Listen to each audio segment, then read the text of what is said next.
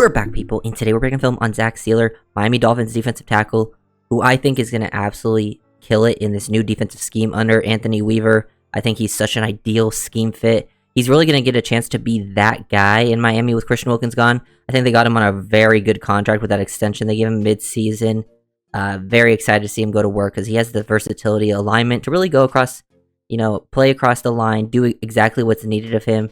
And then just win his one-on-one assignments. Like, he makes an impact in both as a pass rusher and in the running game, but does it in multiple different ways, which is so huge. We'll look at some of these plays and talk about how Sieler is going to make that impact. And also, there's going to be like a heavy rotation. Like, he's going to be that main guy, but he's not going to have to play as many snaps, which I think only helps him because Sieler fresh is just going to, allow him to have a career year. It's going to be very exciting to watch. Definitely one of the more underappreciated, underrated players in the league for a long time that most people didn't even know about. But a few plays, examples want to show that, Sieler really does it. I think really makes him stand out. And it's like plays like this. I think Sieler, since he's been on the team, has probably been the best on these like stunts up front when he's the crash guy. Like, he even does a good job on loops. Like, he's very, very good. And the Ravens, they ran so much stunts to get these types of pressures. So I think Sieler is going to get a lot of sacks doing stuff like this, but he's also going to create a lot of sack opportunities for his fellow defensive tackles and maybe even edge defenders working those stunts. Because look at his ability to crash down here. He does a great job with his angles. Like, this is one of his favorite moves, as you'll see throughout this video, is knifing to the inside. Like, he does a great job, like, exchanging gaps, like starting on the outside, crossing the face of someone, and then trying to rip underneath. He does a great job of like selling this rip underneath to get this left guard to commit his hands to Sieler. But then now that he's pulled him with him, and then he just destroys the center, Aaron Brewer, actually, the new Dolphin center. But he basically takes both of them with him. The left guard has to pass this off, which he doesn't. And Sieler basically takes two offensive linemen out of the play at the same time, which gets Wilkins a sack. But that's really all created up front by Zach Sieler, and that's something that the Dolphins, have done in the past with Sieler a lot. But he's going to get to do it even more in this new defensive scheme with Weaver, and that's why I feel very, very good about his fit. Very, very exciting. This is a fun play from Sieler, actually. Exploding off the ball. Usually we see him knifing to the inside to win, but here we get to see him, rip underneath. He's working the stunt game again. Chubb is now this time trying to loop to the inside. Different type of work. More of a tackle and stunt here. And even now, he just keeps working. He uses his length and his power to knock Rashawn Slater off balance. Really good hand usage. Get to the back of the elbow. And then, get that hit on Herbert. Like, winning a one-on-one versus a very good left tackle like Rashawn Slater. Very, very impressive to create that stuff. Here you can see the types of plays where he just wins the inside. That quick rip. It's so impressive. He does this on his stunts, but that's why I love the combination of this. His ability to, like, exchange gaps is so impressive. Because, like, look where he's lined up. He's basically, like, in a 3-tech, 4-eye type scenario, and he's going in straight to that A-gap, crossing the face of the left tackle, hit that club rip underneath, really good placement, good pad level leverage, and then he throws that elbow back right there to the back of the other, guy's elbow right there. So really good hand placement, understands how to use his hands, stays on his feet even though slightly losing his balance, and then gets after Herbert, and that was like a clutch sack at the end of the game to basically, end it. Really, really good work. Watching Sieler go after the quarterback, and he's always been a guy that's been very solid versus run. You definitely can depend on him versus the run, but then he has these plays as a pass rusher. Even when he's not finishing like there, he creates that, initial pressure, good first step explosion. As you see, just be able to cross face exchange gaps. That's so important in this scheme, whether you're working on the stunts or, you're just, slanting to the inside or the outside, whatever it is. But that's something he's going to have to do a lot in Weaver. That's why I wanted to show these plays where, he's aligned as like a 3-4-eye, which he can't align across the line. Like, he can play as your nose or 1. It's not something you want to doing a ton, but he can do it in passer situations. He's really more of like that 3 type player, 4-eye. He plays a 5.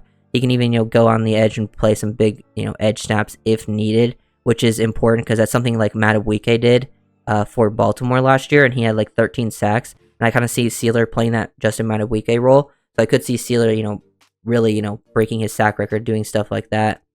And then just winning his one-on-one straight up. Like, he doesn't always have to just knife to the inside.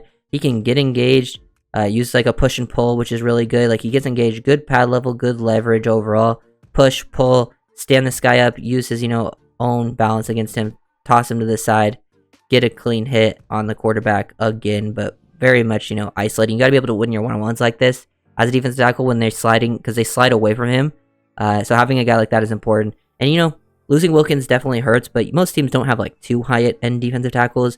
And Sieler, for what they were able to sign him to, like, That's an absolute steal of a contract during the season, because like he got like 10 million a year, while Wilkins got 28, and like Wilkins is better, but like is he 18 million per year better? I don't think so. And then he just holds his own up front, knows how to take on double teams, as you can see here.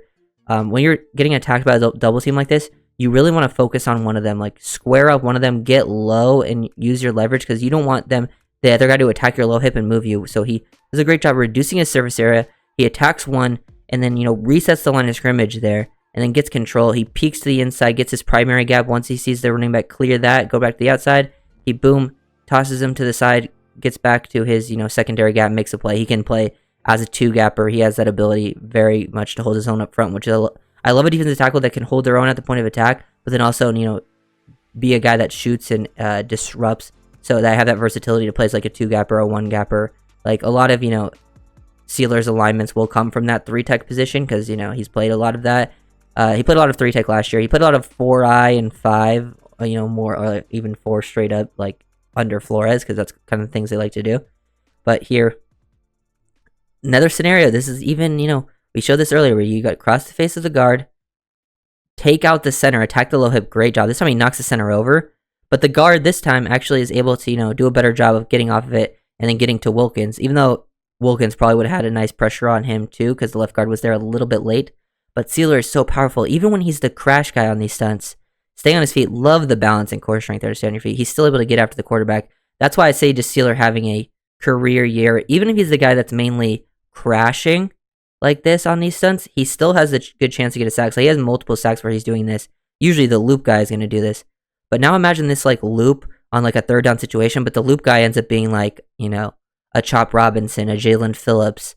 And then there's, there'll be reps where Chop Robinson maybe is, lining up on a third down. He's in a one, or, lined up over the guard or something. And he crashes down, and then Sieler loops. And with Chop crashing, like he does such a good job because he's so explosive. And Sieler does a really good job on those as well as a loop guy, because he knows how to time it up. Definitely a part of his game. And then you can also just win speed to power. Like look at him just bully this poor left tackle or left guard. And they slide, the protection away from him again. You got to be able to win quickly, do it in multiple different ways. Here's one of those reps where they slide to him, so he's not able to win quite, like instantly. Like he actually beats his right guard very fast by using his hands. Love the torque and power there. But the guard wasn't too concerned because he knew he has help to the inside. Then the center gets to him. So now he's kind of getting a little bit of a double team taken out of the way. But now he's just being patient, disciplined, reading where the quarterback's moving. See Bryce Young break the pocket, and then look at that speed. Look at that range to catch Bryce Young out on the edge. It's not like Bryce Young is an absolute statue either, so that's impressive. Love the angle work here from Sieler. Like a lot of guys will like slope, like, because look how they're setting up the stunt. Wilkins is crashing down, taking 2 guys with him. He does a really good job setting this up. And a lot of guys will like just slow play this and sort of walk forward and maybe take a slight angle to the right. But Sieler really sells this by going to the right, really committing up in to the center, getting his hand on him for just a second.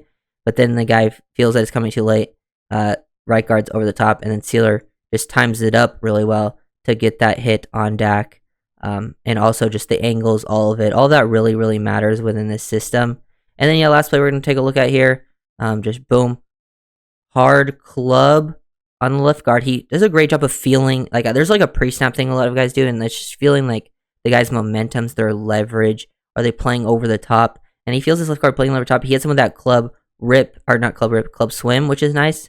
Because he definitely love to see that club rip. But when he feels this guy overextending like this, lunging, he just throws him to the side. Still, winning basically with some athleticism there, with some good instinctual play, understanding good technique. And now he's just in complete control of that gap and doesn't overshoot it either, which I love to see. And then makes the play in the backfield. So Sieler, super effective in pretty much every scenario as a pass rusher, winning his one-on-ones, or just being a stunt guy, doing that type of thing, doing it from different alignments, being able to cross face, whether it's to the inside, outside, and even winning on those, and winning, getting the sack as a crash guy, or just creating sack opportunities for someone else.